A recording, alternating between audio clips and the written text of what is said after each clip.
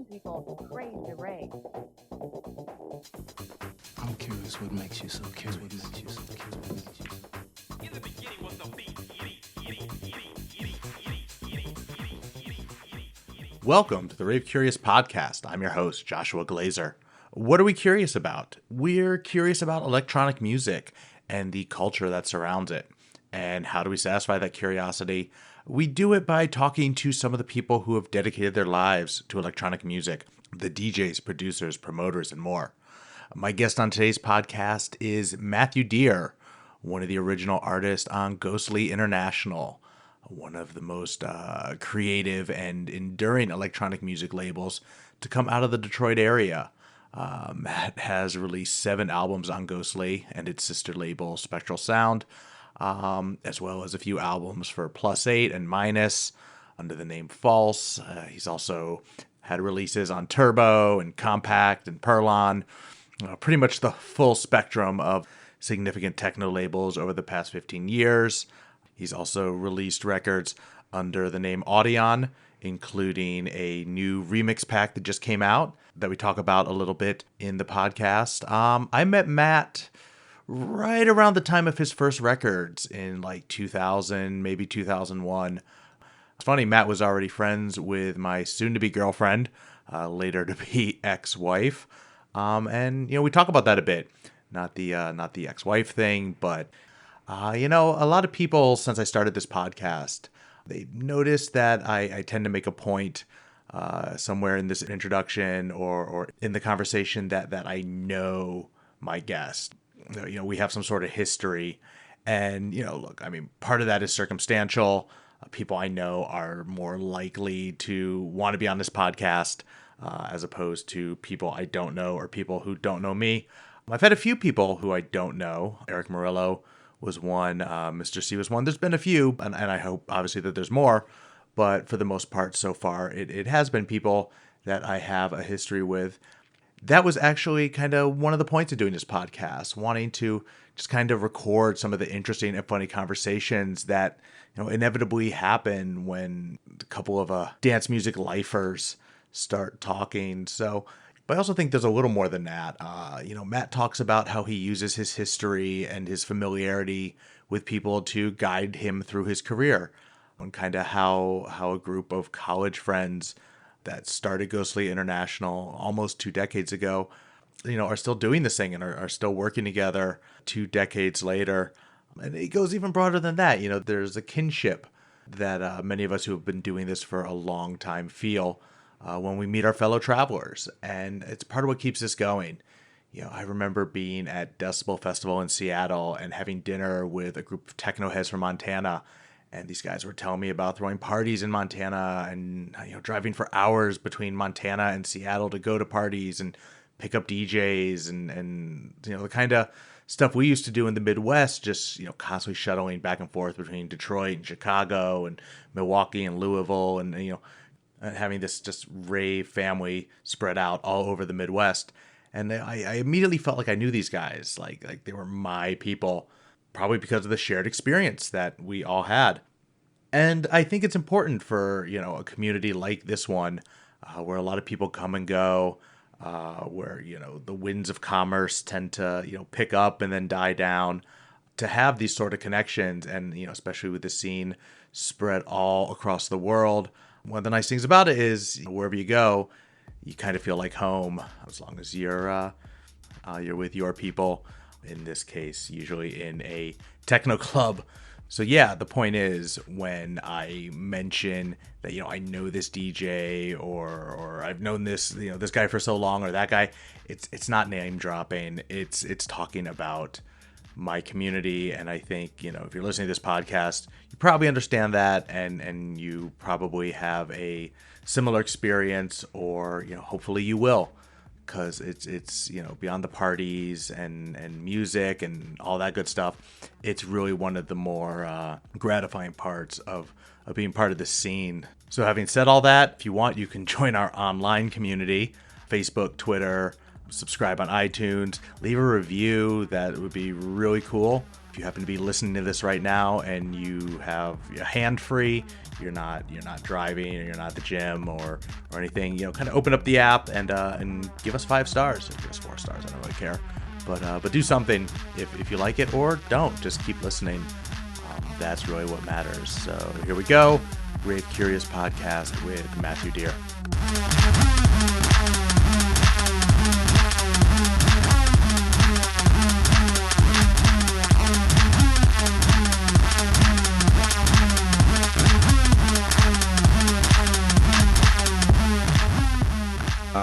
Where like you go to parties and there would be some kid selling glow sticks and there's a desk and or a mixtapes. fold-out table full of mixtapes. Yeah. Mm-hmm. Yeah, that was like, and then the ecstasy testing station right next to that. That's And how I then met. the That's how I met the Doris. juice bar. That's actually how I met Doris. That's how I Yeah. met my ex-wife. Yeah. So she was doing the ecstasy testing, and her best friend Greg Damiani. Greg Damiani, I think. Yeah, Ann of course. Arbor dude. Yeah. He was doing the tape sales. Yeah. So we all drove to a party in Kalamazoo, and we were like 22, 23 years old. And he was like she tested the pills. He sold the mixtapes. Amazing. Doris, actually, I did a brain scan for some research thing at the University of Michigan, and Were you in the ecstasy test? No. Oh, that was it. Unless they didn't tell me, because all those tests, they don't tell you what they're really doing, because that's the whole point. Like, they don't want you to really They might have given you ecstasy. You didn't. No, I didn't feel funny. No, but there was a CT scan test, and my whole thing was I wanted a free. They said they would give you a free printout of your brain scan, so you could actually have you could see what your brain looked like or whatever, or the orange and green stuff. Right. And I never got it. I never got the printout, and I remember thinking I was in there, and I'm sure I was totally tired from the whole weekend before. Maybe it was on a Monday or something, or Sunday, and I had really bad sinuses then, just in general, before I had the sinus surgery. So I remember I was always trying to and swallow and stuff. Yeah, yeah. So they kept coming on the mic can you please stop moving your head, please? Please be still. Oh, because you're sniffling and passing up the scan. And so I was getting when you're in there for so long, you start getting that kind of claustrophobia. Yeah, how long you in there? feeling. It was an I think it was hour? pretty long, yeah. Yeah. And I don't know what they were Couple hours? doing. I don't know what they were looking for. I forget if I was looking at images during it. You might look at something and then they're trying to see what your brain's doing. But yeah, in the end, I never got the scans, and I remember thinking, what the hell? It's archived somewhere at the University of Michigan. I might have got $60 for it too, and this is poor college kids, Yeah. and you could do anything. It was better money than giving plasma. Yeah. Which I never did. I went once to give plasma at Michigan State. It sounds so deep, And- so invasive to get the plasma out of your body. Well, these I got there, and there's a huge sign telling you must be rested, you must be hydrated, and I was hungover as fuck. Oh. And I literally just read this sign about and I was just like, I'll come back. And I walked back out. That was a good decision. But Absolutely. I never got to have my brain scanned because I'm left-handed. Oh. And so What's they up with that? Well, so your brain's just wrong when you're left-handed. Really? But they 99.9% of studies they do are on right-handed people because vast majority of the population is right-handed. So there was never any studies that needed left-handed people, and I guess it cost a decent amount of money to run one of those scans, so they weren't just going to do it. I didn't know that. So yeah, I never got to do it. I was always like, come on, and you're just you're fucking left-handed. You're worthless to me. I did another one by the dorm, which is perfect. It worked out really well. But they gave me it was a placebo versus an imaginary pill. I don't know what they were giving you, and they would give you a Palm Pilot, because this is back in the early 2000s. So I had this Palm Pilot that I had to enter information into, and then every week they would draw my blood. But on the packet that they gave me, it said placebo. So it's I knew I was taking the placebo. Huh. Which is really bizarre. And then I started thinking, wait, Maybe they're trying to fool is you. that part of the test? Are they trying to see what I think I know or something? It's so bizarre. That stuff is pretty. I mean, I got to know the inner workings of it fairly well. Yeah. The whole back, the technicalities and the approval that you have to go through for all that stuff is so rigorous. I would have a hard time imagining that was just somebody messed up. No, yeah. But then again, we're people, and people do just mess up. Or they just didn't think I'd look at the back of the pills, There's no way these guys are stupid college kids. They can't read, we would do a thing when she was living here, when we were both living here, when she was at UCLA, they would have to get meth addicts. Oh gosh. So we would literally we would go to like bus stops in high meth areas and put handbills up where they're basically you're getting free you're getting free treatment in exchange for letting them scan your brain the every research. day. Wow. I wonder if anybody came clean after some of those. Who knows if it sticks. That's that's the hardest part. Absolutely. But yeah, they would absolutely get calls all the time for like toothless homeless people, but then also like lawyers and just whoever. It was like, come get me. Wow. So yeah, I guess it just goes to show, you never know who's doing what, where. Mm-hmm. Particularly nowadays, it's like I feel like I don't get too dark into this whole like drug thing, but it's like half the people, it's like it's the pharmaceuticals, anyways. It's not like I'm not afraid of street drugs, really. Really? Like, I mean, I don't know, pharmaceuticals. I mean, I think they're a bit more pervasive, and they're really like everywhere. They're pretty omnipresent at the moment, but at least you know exactly what you're going to get. This is true. Yeah. But I feel like I've had so many friends, like the friends who have gone off the rails.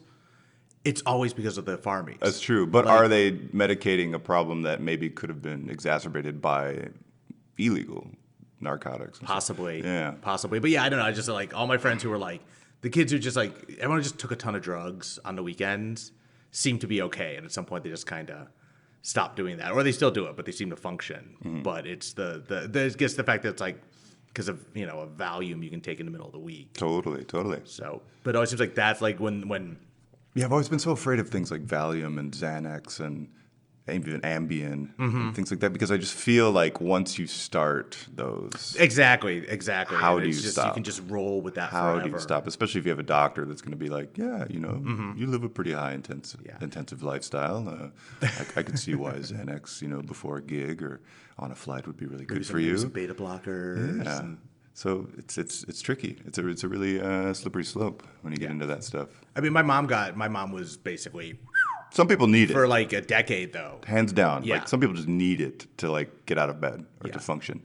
And there are days where I feel like I could definitely be that person, but I don't know. Maybe you just need medical marijuana. I don't know. Weed freaks me out, man. Yeah, weed. I'm not a weed guy. Me neither. I like the idea of being a weed guy, but I'm just not a weed guy. I know. I do. I feel exactly the same. Yeah. I'm like, I wish I could. And there was a point the first time I was living in LA where I did get a card Oh wow. because I had not smoked weed since like with any sort of regularity since college. Yeah. And it was one of those things like about once a year I would try it just to make sure still didn't like it, sort of thing. But then I hurt my back. And there was 2 or 3 years where genuinely like, it was difficult for me to go out. Like, I didn't like going to concerts or clubs or this or that or anything because it was just, after the first hour there, I would just start to get really uncomfortable. And once or twice it actually like seized up on me while I was out. Yeah. And that's fucking embarrassing. Yeah. You gotta get like helped out of the club like an old man. Oh my gosh. But I was at Electric Daisy Carnival. And it was my back was hurting, and I was talking about just leaving, and I wasn't drinking or doing anything, and I was just in this real kind of, and someone's just like, dude, would you just fucking hit this joint? You will feel better. And I did, and I felt great. Yeah. Like Boys Noise went on, and I was like, this is great. Amazing. So I went and got a card like that week, and I was like, okay, problem solved. Yeah. What I discovered shortly after was I could do it once. And I'm like, this is cool. I'm having fun. If I then do it again the next weekend, it all starts to close in on me. Yeah. Like, I read a thing, or I heard a thing somewhere that I think it was actually on Howard Stern, and he was recommended, I think by Willie Nelson, to chew on black peppercorns if you're ever having a bad weed trip or a bad weed experience. And well, I would think if anyone would know, it'd be Willie it would Nelson. be Willie, right? Yeah. And the more I thought about it, I'm like, well, that kind of makes sense because I think if you're in that state and you're freaking out, and all the paranoia is like creeping in, and you can't think about anything but your heartbeat and like that's what you need, you're heavy something just breathing. to get you And out if you of put it. a black peppercorn in your mouth, yeah, you're going to be drawn to like the sensation of a really spicy thing on your tongue, and maybe that reshifts your focus. That mental, magnifying glass then shifts more to your tongue, and you're like, okay, you forget about Maybe we need to try this. the bad stuff. Maybe this should How be about our- I just don't smoke weed? I think that's the best way not to get freaked out. Yeah, I had this talk. I was talking to Adam Bayer yesterday. Like, I'm trying to remember if we recorded this part of the conversation, or I think this might have been after the part of the conversation. Okay. Where like you still do this thing where it's like you have all these great ideas for like how to get high and when we'll be high and we'll do this because it's so function. It's so ingrained for so long. But then you just kind of hit the point where you say, but like, or I could just not. You just kind of like, yeah, that's. I find myself putting a lot of mental energy into thinking about getting high, but never actually doing it anymore. Oh, for sure. Like, never actually. Yeah, and I think that's totally safe. That's the safe. That's the new way. Just do it in your head. But yeah, I mean, I've been sober for 2 weeks now. And I had a stint of 3 years before, and I didn't go off the rails or anything in between, but I just. I get to the point again where I was kind of like, well, what am I? It's like a cycle. You're on this like hamster wheel. And it's just, it's. I wish I could still have fun. Yeah. Like that. It was almost like I was like dipping my toes back in the water for a bit and just seeing like, oh. Yeah. And I tested it and it's like, no, it's like not for me. I think the hardest thing was figuring out how to keep doing what it is. Yeah, we talked about this at Coachella. Yeah. Exactly. It's not just. I mean, part of it's being around it. So there's addiction triggers or whatever you want to call it. Well, the whole industry is a trigger. Yeah. Yeah. There's so many triggers. There's the long flights, the time zone shifts, the drink tickets like thrown at you for ever since you start. Most young DJs, they get paid in drinks. That's all that the club will give you if you're trying to start a residency or start somewhere. So yeah, you're inundated with this lifestyle, and I think I always noticed early on, or at least the more I did it, that if you do this for 3 months straight and you're out every weekend, chances are you're burned out. But when you get to that venue, that gig, the crowd and or the promoter is having like their one night a month that they're letting loose. So it's an unfair battle. You're with these kids they saved up all their money to go out for. One or two nights a month, and they're going to go crazy. And so, as a performer, as somebody in that world, you see that, and you're kind of like, oh, they're doing that, like if they can keep it up, I'm the life of the party. I got to keep it up too, I'm the one standing up here playing the music. And you got to be a little worried about like making an impression. Yeah, where it's like I used to always say like back when John and I were booking Motor, it was like. Okay, like the first thing we're looking at is like who will fill the club.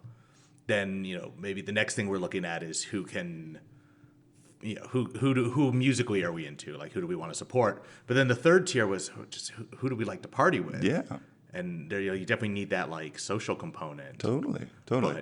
But then you need to go to an airport and go do it again while everyone else gets to spend spend the day in bed. And when you're 23, it's fun to stay up all night and then go straight to the airport, and then go straight to the next gig and continue it. But when you're 33, now I'm 37, but when you're 10 years later, it's like boom, okay, this is not happening anymore. I can't keep up this pace. And I think it's the sleep deprivation more than anything else. For sure. Like that will cause so many problems. If you can lock your substance abuse into like a noon to midnight schedule. Yeah. Then you're actually, I think you can keep this up for a lot longer. I mean, that's what I was able to do in Berlin for a few years because I had basically, stopped with the all night thing, and then I got to Berlin and it's like Berlin, you can party from, noon on Sunday till midnight and have a great time without fucking your overnight schedule. Totally. And I have my new tricks now. I do B vitamins. I usually pop a B vitamin before I leave the hotel. I travel with my own coffee kit, So I've been at Space with Rich, before one of the entry nights down in the basement grinding coffee. And, do you have the blue bottle one? No, I do the AeroPress. Okay. With I carry a Japanese Porlex grinder. And, same difference, yeah. Yeah, and those are the things now. It's like give me a fresh AeroPress at 2 a.m. like right before I play. And that'll get me through it. Yeah, it's nice. And coffee, I quit coffee. Oh my gosh, You I'm can sorry. see as I sit here holding one. I'm sorry. But I stopped. For the record, Josh is holding a coffee right I now. am. I past tense. I stopped coffee when I used to drink coffee. I moved to I LA. still drink coffee, but I used to too. It's like a George Carlin bit. Hedberg. Oh, it's Hedberg. Okay. Yeah, I used to do drugs. I still do drugs, but I used to too. But yeah, when I moved to LA, I just kind of because I wasn't a big coffee guy previously, and then when I moved to Europe, I became a coffee person. Did you go to Coffee Bonanza in Berlin? They were doing really good stuff. Oh, yeah, up in I want to say up in Silver Lake, but that's the wrong city. Silver Lake, Berlin. It's, What's this? it's kind of the new. Pizza. Yeah, no, totally. So I did coffee for consistently for 4 years, and then I noticed it. I was back. I got my first real caffeine headache in August of this year because I was already back in LA and I flew to Berlin for Plesleko's bachelor party, and I ended up on a houseboat all night, and then having a 2-hour trip back into the city the next day, and there was no access to coffee in between. And it was Sunday afternoon, and my plan was to go to Berghain, but I had this splitting fucking headache, and I was like, "What is going on?" And I finally I got a coffee, and it completely went away. I was like, "Holy shit!" I just had a caffeine headache. Yeah, going through withdrawals. And so when I came back here, I stopped, and I'm only back on it right now because of Coachella. Yeah, I hadn't had a coffee. I'll have a coffee maybe once a month. I love this. This is our new lifestyle. I know, I'm back on coffee. Josh, I've been meaning to tell you. This is actually an intervention. I can't take the caffeine. These are our new headaches. demons. I can't take the caffeine headaches anymore, man. They're killing me. There's so many good things about coffee. In moderation, I guess is best. But I'll drink about 2 a day with an espresso. Here in the 2 a day plus an espresso. Yeah, two pour overs, like Chemex pour over, AeroPress, and then an espresso. And then every now and then I'll do the post 2 p.m. coffee. I'd read there was a study in the UK where they found that if you drink coffee after, I think it was 2 p.m. in the day, essentially what the caffeine is doing is it's telling your brain that you don't need melatonin. It's pretty much shutting down your natural melatonin production, which kicks in a little after 2 for your night. To start. So your body's like, okay, well, we're going to be going to bed in about 8 hours, so I need to start producing the melatonin. But if you jolt yourself with caffeine, your body's like, oh, okay, cool. This other stuff is telling me that I don't need melatonin. So you won't have it, and therefore, when you get to 10 p.m., that's when you're going to be like, crap, I can't sleep. It's more than just the caffeine. Right, still that's in your system. that's the it's problem your I had. brain just not having the necessary tools to shut down. Okay, that makes sense because they say the caffeine stays in your system for 4 to 6 hours. Yeah. But it'll be 12 hours later, and I can't fall asleep. You feel like crappy sleep. You're just like, I can do or it. I can fall asleep, but I can't stay asleep. Yeah, I'll fall asleep for that first hour. Yeah, maybe that's what it is. I'm no scientist, but that's what I've gleaned from the. You seem to have been around a lot of science. You've had your brain tested. I've been around a lot of. Yeah, that's true. What the hell? I never thought about it. So, and then I'll tell you the other funny thing I noticed this weekend. Everyone kind of backstage was showing off their track marks, not heroin. What? Everyone's getting the IV drips now, apparently. Oh yeah, the vitamin things. Have you done that? No. I've done a B12 shot once when I was on tour with my band, and it was in Mexico, so we could buy it over the counter. And Mark, my drummer, ended up shooting it into my rear end. How'd that work in the out hotel for you? room. It was great. His mom was a nurse or something, so I was like, Mark, you're the most qualified person for this.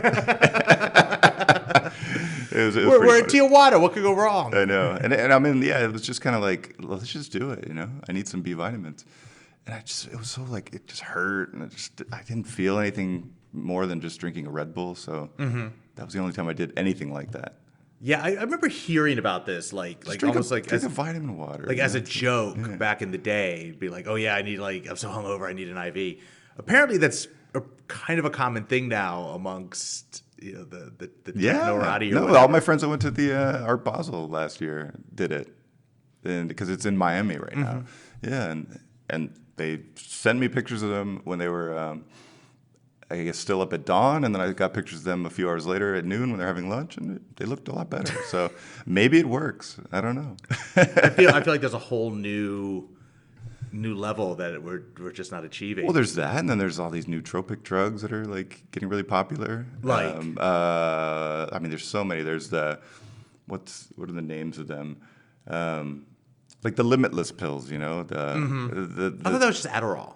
Well, Adderall is an amphetamine Yeah, based, yeah. but these other ones are not. They're I'm going to totally blank on all the Wikipedia stuff that I've read, but no, they're actually they're more geared towards insomnia. Like the first one was for curing insomnia, but now it's used more for kind of mood lifting and the guys on Wall Street had a big run with it. Okay. Like writers and stuff. Well, there was like, what's the stuff?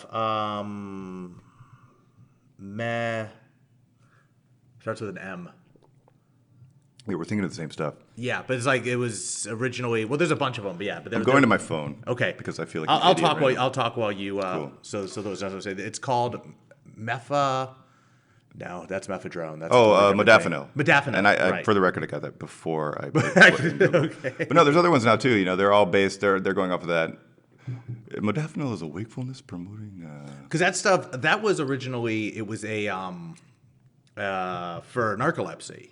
Yeah, that's what it was. Narcolepsy. Sorry, not insomnia. Right. Yeah. So no, I knew about this stuff because going back to Doris again, when she was in grad school studying all this stuff, they were doing test on modafinil for methamphetamine treatment. Like it was already Yeah. it was already being prescribed for narcolepsy. They were doing studies in her lab to see if it could be used as a methamphetamine treatment. Mm-hmm. And this is now because now it's modafinil is Provigil. Yeah. Which is what everybody gets now. It's if you work late, if you're a DJ or something, you work weird hours, you can get prescribed it. Mm-hmm. I remember and all the it was funny because like their lab was studying this stuff, and then all of the students also had prescriptions, so they could Wow. do their write their dissertations and all this shit. Yeah. Every time I think of my early days of U of M electronic music, I mean, Doris was definitely there. Mm-hmm. I think I played a couple events that she had promoted in the school yeah, her itself. and Greg used to do the day rate at the Union. I think, what were they called? I played there once with Suburban Night, actually. Yeah, it was so bizarre, and it's just probably like 50 college kids standing around, and yeah, it was. Oh god, it's got an underground resistance legend like next to me. It's so bizarre. Yeah, I want to remember the name, and it's not going to come to me. And then I think we met not long after that. No? Because I always tell people, Matt Deere, I threw the release party for his first record. Oh yeah, at Motor. Yeah. Which I could take no credit for because that was actually we had Felix there too that night, right? I think it was, or was it a different night? No, it was. I think the first time I played at Motor was opening up for Felix. Felix the House Cat. Yeah, with Sam Valenti and I. I Right. think we tag teamed like back to back. Okay, I don't remember. And that. then I think right after that, the second show might have been the record release party. Okay, Or that was the same party. I have no idea. No, it was the first Ghostly party. Okay. Which was your release. Yeah. Was it who did the remix? Kenneth Graham. Kenneth Graham. Yeah. It was you, Kenneth Graham. I want to say Dave Alvarado. David Alvarado did the first Spectral remix. I think Kenneth did the second one. But I want to say David Alvarado played that party. Okay, yeah. But yeah, it was. I just remember because John just came to me and was like, I met these kids. They went to a party. They have money. They'll pay for everything. We don't have to do any work that night. Oh, we got a bum deal. Yeah, we're like yeah. That's what happens when you're too excited to throw your own party. We totally played you. Yeah, he did. But I do remember like Sam showing up and he had made these like centerpieces for the table out of I remember blue Sam, marbles and we're like, this kid's on the side. Like we like this kid. He's he cares. Like oh my gosh, I remember we were doing the invites for that party and he had a wax stamping envelope seal for like the special invites that we sent. So there was like a ghostly like stamp into the melted wax. Wow. That sealed the envelope. That's still cool. That's still very cool. Yeah. And that just shows how much thought that Sam was putting into everything. Like, he kind of always cared approached it so much about aesthetic. Yeah. Still does, of course. But from the get-go, that was the point. That was the goal, was to just do something a little more. Because we cared so much. It's not like we were doing it to like show off. It's like, no, we're doing this because we think this deserves that level of quality. Yeah, and I think that's why we all kind of met and bonded was, that was a lot of like the way John and I approached it. And probably John even more than me. Like, Oh, John was a major aesthetic guy. He totally like Same it was thing, yeah. It was about the flyer. It was about the the decoration. Absolutely. I mean, we lost money constantly because of our, because of that crap.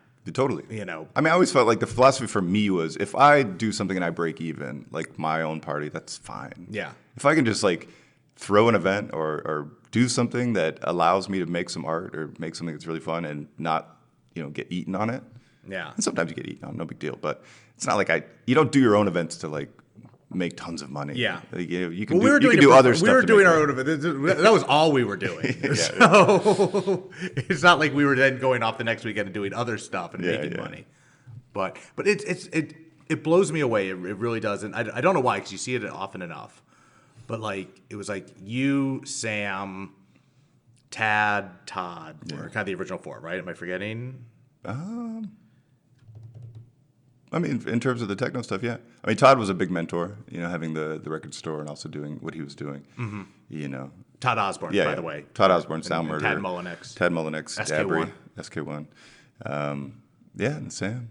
But it's kind of crazy to think, like, I don't know what anybody. I'm not in touch with anybody from college, which maybe that's just me. But it's like I hardly have like a group of people that like. What are the odds? Like the four of you met, and then the four of you started doing stuff, and then it's 20 years later, and everybody is still just as active. Yeah, like that's lifers. Kind of a fluke, I guess. It's a major fluke, and I think.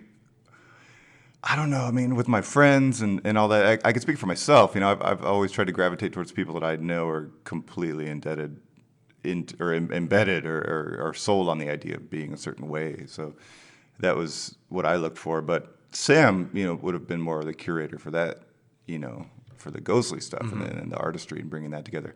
But I mean, I guess you could just tell right away the people that want to do it forever and. Yeah, or maybe the fact that there's a certain degree of success allows for people, to keep doing it. Like for every ghost, for every group of 4 or 5 guys who start ghostly and then get to make careers out of it because of the success. There's 100 other group, kind of posses of friends like that where, if between the age of 20 and 25 there had been some success, they would have kept going. Totally. But because by 20, by 25 there is no, nothing's happened. Everyone just kind of disbands and goes off and does their own thing. Kind of drifts off. But there was also like Spectral Sound just had its 15-year anniversary. Yeah, that was 2001.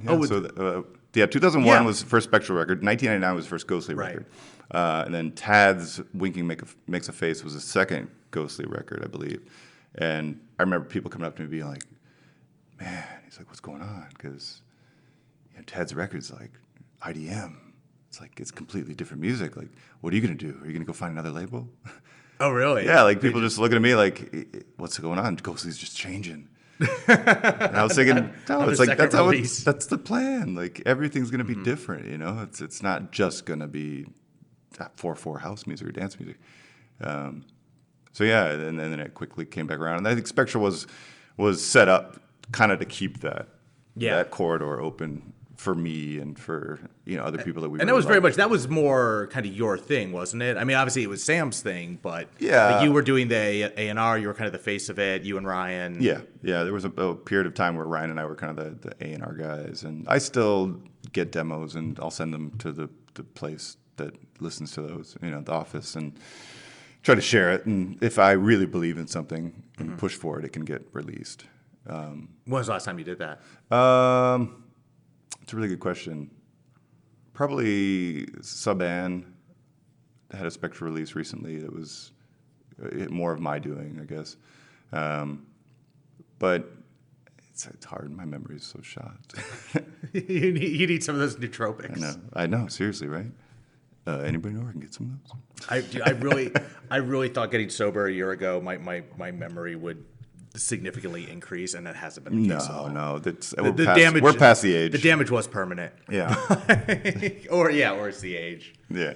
But I was a little surprised that neither you nor Ryan did the Spectral 15-year party in New York a few weeks ago. Yeah. Well, I had my residency at Verboten, which was April 2nd, which I think was like either the day after or a week after. So that would have been a no-no in terms of territory crossing. And did your birthday end up happening? It did. I mean, it did. I've never been to Verboten. I don't know anybody from over there. Like, I've somehow just managed to never become acquainted with anyone for no good reason whatsoever. But what the fuck is happening over there? Like, that's a good question. All I can say is that every time I play there, I'm treated very well.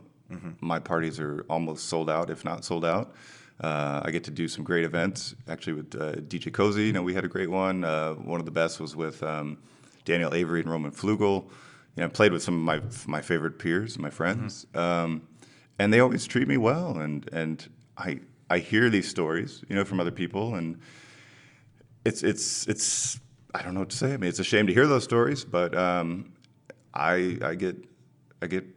you can only go by your experience. I can only go by my experience, yeah, and I don't like to put words in other people's mouths or take words from other people's mouths and apply them to my life. So, yeah, you know, it is what it is, and we'll see what happens in the future. But for right now, it was. I mean, right now it seems like you might have had the last party at that club. We'll see. Or, you know, unless something changes direction. Yeah. But yeah, no, I mean, I kind of actually, I got a call from someone today about doing some work, and in the back of my head, I'm like, I've heard not good things. But I don't want to say the name, you know, on here. But I'm thinking, I'm like, who can I ask to confirm? Because, you know, I don't have a background with these people, and I'm like, how'd they find my stuff? And like, I kind of know the connection, but I'm like, I feel like I've heard bad things, and I'm never sure. Like how do you decide like who to work with and who not to? It's a vibe thing, kind of the same with the artistry thing we were talking about earlier, and my friends. You just get certain vibes with people, and being in it as long as I've been in it, you know, I'm still working with people that I was working with on my first tour through Europe, you know, in 2003.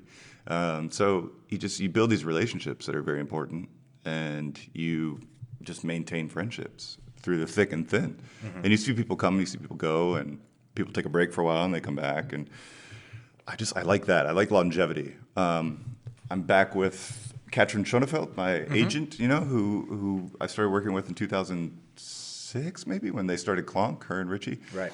So I was with them then, and then Katrin went off. I went off for a bit to William Morris, and then went back to Katrin when she started her own agency just recently.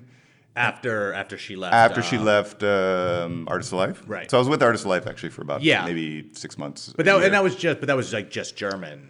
No, it was all of Europe. Was it all of Europe? Okay. Headquartered in Germany, but all of Europe. Yeah, no, I was working for them at the time. I was kind of doing digital marketing, they called it. Yeah. For that whole, this was like Artist of Life, Height. Yeah. You know, amazing brand. CLR, all that stuff. Amazing brand. I have no ill feelings at all. Like, it was just I pledged allegiance to Katrin. You know, that she's like a sister to me, I think. And so when she started her own thing now, she's got a new thing called Sparks, and it's me, Alex and Digby, these great guys from England, and Luciano. Okay. So right now it's just three of us and Katrin. But that's all you need. It's all I need. And Katrin knows me. She knows what I like to play, where I like to go, and she knows promoters for dating back 20 years. And it's like boutique, you know. Some things you don't need to go big. You know, I've been big. I've been on the big agency, and it's just not.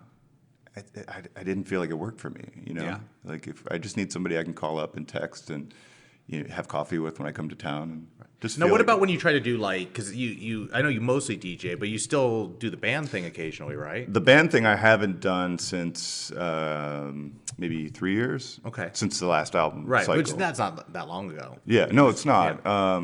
We did support for Depeche Mode in Europe for 5 dates. I didn't know that. Yeah. That dude. It was amazing. A dream for you. It was such a dream. Yeah. Depeche Mode was the first concert I went to when I was 13 years old in San Antonio, Texas. My brother took me, and to be able to open for them on my last tour as a band was just such a full circle moment. Where'd you play? We did 2 shows in Dusseldorf, one in Kiev, in Ukraine, a third in Locarno, Switzerland, and the biggest one was in Rome. Oh, wow. The last one was in Rome at the Olympic Stadium. Sold out crowd. They sell out every crowd. Sure. Kiev was 40,000. Both Dusseldorf 55,000. Locarno was a small 12,000. It was like a street parade. So for them, that's small. And then Rome was 80,000 tickets. Wow. At the Olympic Stadium. What is that like? Was that the biggest crowd you've played for? Well, when I go on early, it's maybe 25% of that. But still, it's like whatever 20,000 people. Oh yeah, sorry. It was like 20,000 people, and Matt was tapping the table. I was. He was getting really excited. But it's not good for the mics. Know, so now people know what that was. If your ears are vibrating in your ear. Damn it, Matt. Oh, that was Josh. That was Josh. I'm sorry. So 80,000 people. 80,000 people full, but for me, maybe like 20,000. But yeah, the way I treated that, my band was so tight at that moment. Like we were coming off of the tour of the last album, and Depeche Mode asked us to do it. And I just thought, look, okay, they know what we do. We know what we do. We're doing it really well right now. We have 30 minutes. Let's just go out there, do what we do. We're not trying to prove anything anymore. Like we've proven ourselves at Depeche Mode to the powers that be that brought us there. I was gonna say, who actually makes the call? Like you're not Dave Gahan's not texting you or no. Is he? I'm sure they have a say. I mean, I know Martin Gore's been a fan of Audion stuff in the past, and then. I'm sure he knew about it. And then my management was pretty close with their management. So yeah, it's just one of those things that all worked. And right. I did a remix for them on that album. So okay, it was so kind of you're already in there. There was an artistic melee that was all like mixing around that right. worked. But yeah, like just doing it and doing it well was my main concern. And I wasn't even concerned. I just knew we could do it well. And I knew what we were doing. And then I thought, look, I mean, these people, they're here to see Depeche Mode. They don't care about the opening act as much. So let's just go out there, do what we do, chant Depeche Mode, 4 times at the end of our set, and thank everybody, and just kind of leave the stage gracefully and just don't get in the way. Like, these people are here to see their favorite band. And our job is to just not get in the way. And that's how I treated it. And it was the most stress-free, mind-blowing experience I ever could have. Just to watch their machine. That's great because I'm a little stressed for you. No. Just when you mentioned it, I was like, Normally, that's amazing. yes. But yeah, that's so exciting. Completely. Like normally, I would be a ball of nerves for that, but it was almost too big to fail at that point. Yeah, I think that's the way I looked at it. Like, and just seeing their machine working, it was. And what's the worst thing that happens is like you walk off stage and Martin Gore like can't look you in the eye or something. Well, the best thing that happened on that tour was at Rome. So we're you're in the Olympic Stadium where they have those giant when you're underneath those things, you have these tunnels that go around like the buildings and stuff that could fit like their vans and all that, and you see the bottom of like stairs. So like you've got those like kind of beveled like concrete. It's just so like iconic. You're under the stadium, and that's also where the Rome football team plays, the soccer team. So you're surrounded by this energy and this force. And I went back to get some extra wristbands for some friends so they could get down on the floor with us. And I step into the management office, and I'm talking to the tour manager and all that for them. And all of a sudden, I see their procession coming by to go to the stage. I'm like, oh, crap, like I got to get out of the way. I don't want to be in the way of the pre-show march that they're doing. And I hadn't seen Dave Gahan the whole tour. Like he's very reclusive. He just does what he does and stays out of the way. And I'd met Martin one time. He's a super nice guy.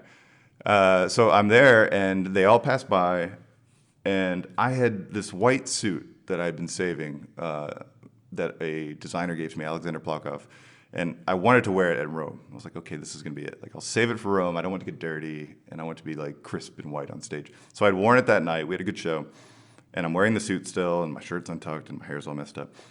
And they pass by, and then about 3 seconds later, Dave Gahan comes, like, meandering back, and he looks like this Tim Burton, like, the Halloween character, like all lanky and like, he's got his like rock star clothes on, and he bends back through the doorway, and I could swear he like touched the back of his head to the floor, like as he's like looking back, he's like arching back, and he looks at me and says, "Nice outfit." And then he gets up and he walks away, and I'm like, "Thank you." Like the one thing that I needed from this whole tour was Dave Gahan just to like check out my white suit and say, "Nice outfit."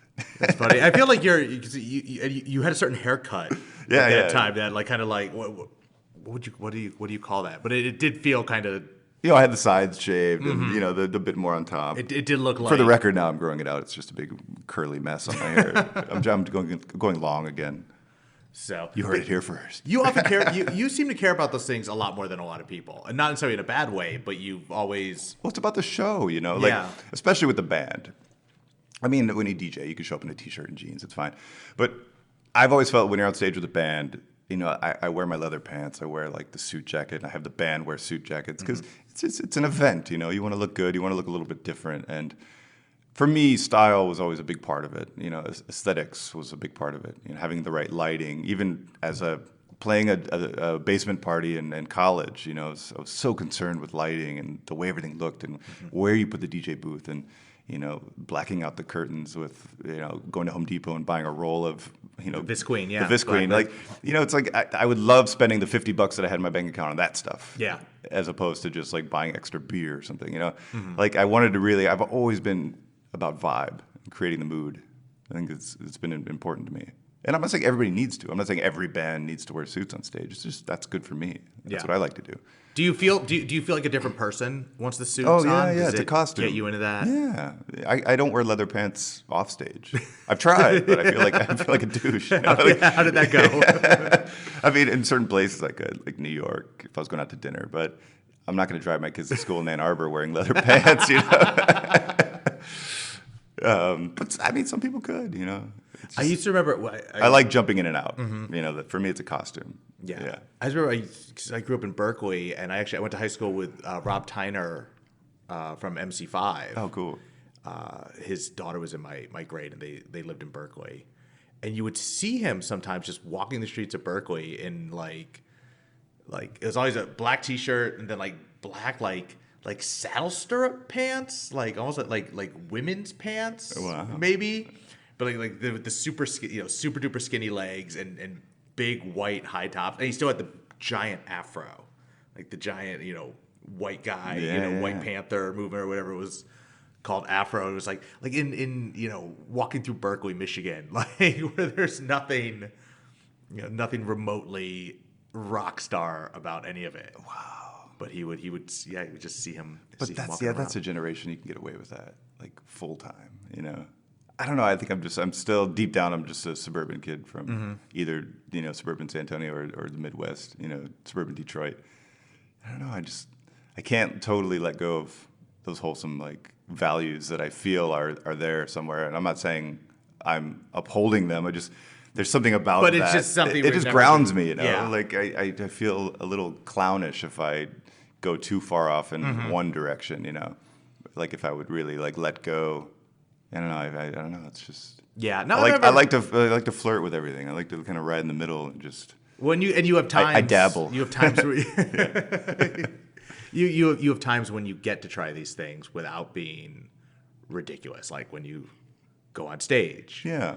So yeah. I mean, I'm trying to even think if I have like a similar, because I've just been t-shirt and jeans for so long. Yeah. And, nothing about my profession would indicate. I would look like an asshole if I try to wear something nice. Because it's like, aren't you? Let's go down to Melrose. We'll buy you some some leather pants and some crazy cowboy boots. God, I do need Coachella weekend 2 clothes. I know. It's a big deal out there. It's so much like fashion. Like I've never seen. I noticed. I've been to Coachella many times or 3 times, and I played in 2005.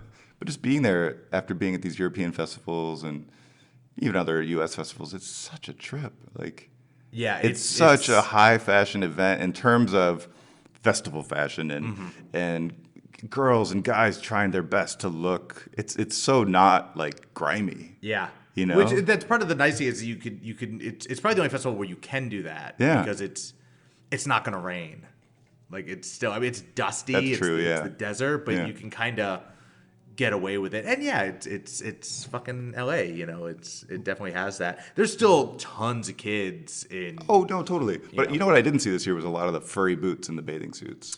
No, I think that's on its way out. Yeah, we have definitely peak Candy Kid I'm was so I think, like happy 3 or 4 that years that's ago. gone. I first saw that in Halloween 2011 at this Dallas rave that I played with my band on the Black City tour, and they booked us for some reason, and we do the live show, and as we're going through the set, more and more kids are coming in. It's this giant like arena expo center in like downtown Dallas. And I'm thinking, yeah, like we're killing it. This is amazing. And more kids are flooding to the front, and they're just watching us. And this other guy starts setting up next to us, like for his next show. And I'm like, okay, cool, the next guy's here. So we finish, and we're just like, oh yeah. Like we look at each other, look at all these people that came. And then the guy next to us starts up and plays his first song, and everybody starts like singing along to it. And it was Skrillex. And I'd never heard of him before. It was the first time any of us had ever heard of him. And that week, I could get the year wrong, but I'm pretty sure it was 11. It could have been 12. But that week, literally like days after we did the show, and we were like obsessed with this guy Skrillex. We're like, dude, what's this phenomenon? What it's is like this? Yeah. His Beatport thing came out, and he was like top 5 songs on like the top right. 10. And we're just like surrounded by like Skrillex mania. And we're like, what is happening to our lives? Like, who is this Skrillex? Like, and then yeah, sure enough, we all like fell in love with him that day too. It wasn't a bad thing. It was just like, it was just a mind blowing like. You're like, how did this? What is this? How did this thing form without me being even aware of it? I was so clueless, and I'm like, how do these kids know these songs? And like, where have I? Like, that was like a big moment for me. But what brought me to that story was at that party, all the girls were wearing like lingerie and like boots, and I'm like, what is happening? Like, I've never seen this before. It just hit me all at once. Like, so Skrillex and lingerie and furry boots, something about it. Like, that was my first taste of the new. Yeah, no, there was very, very little of that this year. Yeah, so I'm really happy that's gone because it was just wrong. I just remember that, like, because was it 2011?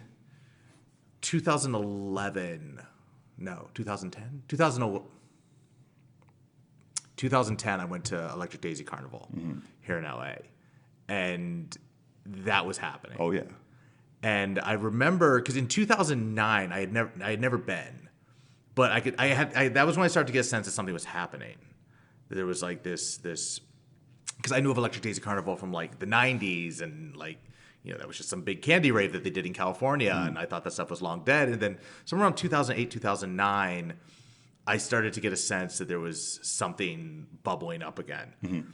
And I started researching, at the time Flickr was kind of where you would go for visual stuff. And we actually did an article about it for Herb. I like sent a writer, and he came back with all this stuff, and I was looking at all these photos, and there was these same 3 or 4 girls who basically went in. I have no idea what you call the thing where it's like it's not even really a swimsuit. It's just like 2 straps that comes down the shoulders, over the boobs, and then merges at the crotch, and then comes back up. Like, it's almost like an old school like 80s wrestling outfit, Yeah, but made out of just that 2 pieces spandex of tape. Yeah. Or what's his name? Fucking Ali G wears it. Yeah. Totally. But from what I could tell, it was like these 2 or 3 girls dressed like that, and the internet being the internet, the algorithms will find the boobs, and so that got pushed to the top. So for a year, if you Googled Electric Daisy Carnival, you just get endless photos of these girls, and I feel like then the next year, more girls. So you go online to see like, okay, I'm going to my first Electric Daisy Carnival. What do people wear? And that's what the internet tells you.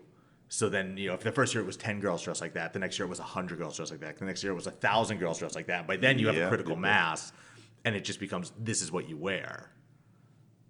So that's, that was what I observed, like where this kind of came from. And it's interesting because like in California, like Southern California, it's not.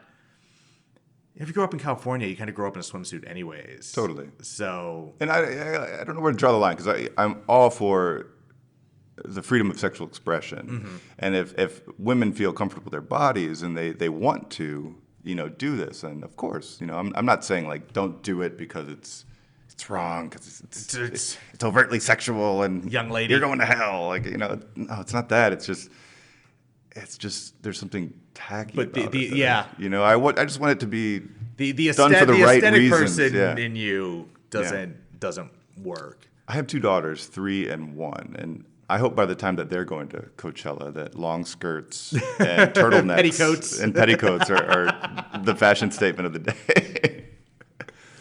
So, well, who was it? Seth Troxler said something really astute about that. He was talking because with the whole there was like a famous, it was famous, internet famous picture taken from some American EDM festival in the past year or two.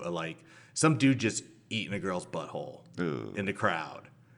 And, Oh no! And Seth was talking about. He did some interview and he was talking about there's public fisting at Berghain if you're there on the right night. Yeah. It's like why is one okay and one's not? And he's just like, well, because one is an expression of freedom from a historically repressed, subculture. The other's just trashy. There's no, and there's a certain point you just have to be like, yeah, that's. And there's what happens behind closed doors policies. If you're at some festival and everybody can see you, and there's going to be photographers everywhere. Maybe don't do it. But if you're at Pandora's Box in New York in the late '70s, and it's more of a behind the scenes no cameras allowed. This is what's going to happen at the sex club vibe. Then that you're there for that. But or the Berghain even. It's chances are that stuff's never leaving the Berghain. Yeah. So. Yeah, just be tasteful with it. There's nothing wrong with. Be tasteful. There's nothing wrong with with your being drug. sexual, but just don't rub it in everybody's faces or noses. No pun intended. Yeah, you beat me to it. So what else do we need to talk about? We're getting on an hour. What are you doing now? What's coming up? Well, I like techno music. No, got a good beat. I can dance to it. Yeah, it's got a good beat on it. I have a new Audion album coming out. Ooh. Yeah. It's been a minute for that, right? It has, the actual last full length was 2006, 2004, 2004. Jesus. No. When was Suckfish? That was 2006, I think. Yeah, that sounds right. Yeah. Because I was here by then. I was in LA. Yeah. So 10 years. Yeah, 10 years. I got a mouth-to-mouth compilation coming out of remixes. Mm-hmm. Yeah, that's right. It's 10-year anniversary. Yeah, because that's a 10-year anniversary of that. Which feels good. I kind of asked everybody that I love, my friends. So got remixes by Boys Noise, Carl Craig, Jamie Jones, Scuba, Riva Star, Dubfire, Denson Pika, and Santos, and Guy Gerber. Wow. Yeah. That's a lot. Yeah. I went for it. Who's the best? Oh. Which one's the best? I'll tell you off the air. No, everybody. The great thing about it is everybody did something completely original. And it's going to sound like the Democratic answer, but it's the truth. Mm-hmm. And I gave everybody such an open, instruction. I said, here are the parts. Luckily, I still had them. It's one of the only songs from that period that actually had the parts for. I said, just do what you want. It could be a cover. It could be inspired by the original. It could use the original parts. Whatever you want to do, just do it. And they did, So every song sounds like the artist, and it sounds like their take on, what the song meant to them and what it could be. Riva Stars is kind of this jackin' chuggy house, right. which is such a powerful thing. Denson Pigas is this raucous, quick changing, loud, kick clap thing. Their kick drums are just the remix, the Tiga remix they did. It's insane. I was just I wasn't really familiar with them, and then every one of their tracks has that. They did the Height Party in Berlin over New Year's, not just this past year, but the year before when I was still in Berlin, and I was like, who the fuck are these guys? But yeah, they have they're one of my favorites. Yeah, just these skyscraper tall kick drums. They're just incredible. It just it fills the bass bin, in all frequency form. You could just have their kicks on and people just be jacking. Yeah. So they're good at it. Carl did a beautiful very very Carl version. The long intro, very Vangelis, beautiful synth stuff. Scuba did a great Scuba-esque stripped down but very stiff in a good way, has that that cold Scuba sound. Boys Noise essentially just did this awesome re-edit, which is just great. It's it's the same song given the Boys Noise punch and flavor. And yeah, everybody just did their own thing. It's super cool. Awesome. Really And then excited about it. so there's that, but then there's also Yeah, that's new... coming out first, and then the Audion album's coming out in June Okay. on K7. All right. Yeah, it's called So- Alpha. Is it your first release with them? It is. Yeah. What made you decide to go that way? I had a flight. I shared a flight with Will Saul from. He does like A&R and stuff. He also runs Alice Music, and we just got to talking. We shared a seat next to each other from London to actually Marrakesh. Played him a lot of music, and he was really excited about it. And he'd always expressed interest in working together, and that seemed like a good way to start. Okay. So it's one of those great, like, perfect place. It seems like these things constantly happen on airplanes. Yeah, Like, yeah. The guy Gerber was sitting across the aisle from us, and then we ended up switching seats. And then Guy and I made like a song together, like just like sharing headphones and stuff. It was really cool. Right on. It was a good flight. Yeah. So So that's it. Yeah, just gonna do that tour, more DJing all over Europe this summer. A couple live shows, Audion live shows, and then hopefully back to the next MD album, maybe at the end of the year, the next 2017. Yeah. I've And always that's- got music for that floating yeah. around. And you're committed to Ghostly for all the Yeah. MD stuff's been on Yeah, yeah. Ghostly, right? Yeah. So, do you ever think about doing some like elsewhere, or is it just what I would mean, you? it doesn't really make sense in this day and age with the way everything is so connected. Mm-hmm. But I mean, if a bigger label wanted to do something like license the album from us or something, I wouldn't say no. Yeah. But I don't know for what use it would be good. I guess at this point, yeah, your brand is bigger than any label brand, Yeah. anyways. So yeah, and unless they can offer some sort of, well, they do get you on tour with Depeche Mode or something. No, totally. And I hate bartering and stuff like that. It's just I'm on this. I came back to this whole philosophy: of if it isn't broke, don't fix it. You know, like Yeah. it's just. Was there a point where you felt you need to? Yeah, I mean, there was a point like maybe 5 years ago where I thought, okay, go big. Like let's push it further. Let's try to get, in a different realm. But you realize that stuff's going to happen with or without you, no matter what. Like there's a lot of things you don't control. Sure. So for me as an artist, my concentration needs to be on the music and what I feel good artistically making. And if I make something that I feel is the best thing I could make, and that resonates with people, then that music's going to do what it does. You know? Yeah. I've been in this game long enough not to. I'm not a new artist that needs to like break something, and people can tell when you're trying too hard. So, Yeah. it's just I do what I do. People like my music. They come to my shows, and And you're back in Ann Arbor. And then I go which is, back to Ann Arbor with my lovely family. place to live. yeah, raise the kids. So, and how long have you and Jen been together now? almost 20 years. Wow. And we've been married for 10 years. We Yeah. celebrated our 10-year wedding anniversary last year. Congratulations. Thank you very much. Yeah, so it's just she went to a rave the week before I did. That was her first. Like she beat me to it. But we've been into this music and into this scene, and she knows just as much about it as I do, and she's seen me do what I do. So I couldn't ask for a better companion in that sense. That I've got somebody who completely knows me, like in and out, and what my aspirations have been and are. So yeah, it's been a fun ride. Awesome. Cool. Well, dude, I'm glad we did this. Absolutely. I'm glad I could take your podcast cherry. It's more than I ever could have imagined it would be. All right, I appreciate it. That's it for this episode of the Rave Curious podcast. We'll be back in 2 weeks with more conversations with key players in the electronic music community. If you like what you heard on this podcast, let us know. You can give us a shout on Twitter at Rave Curious. You can also like us on Facebook, Rave Curious Podcast. And of course, subscribe on iTunes to make sure you never miss an episode. That's it. Thanks for listening.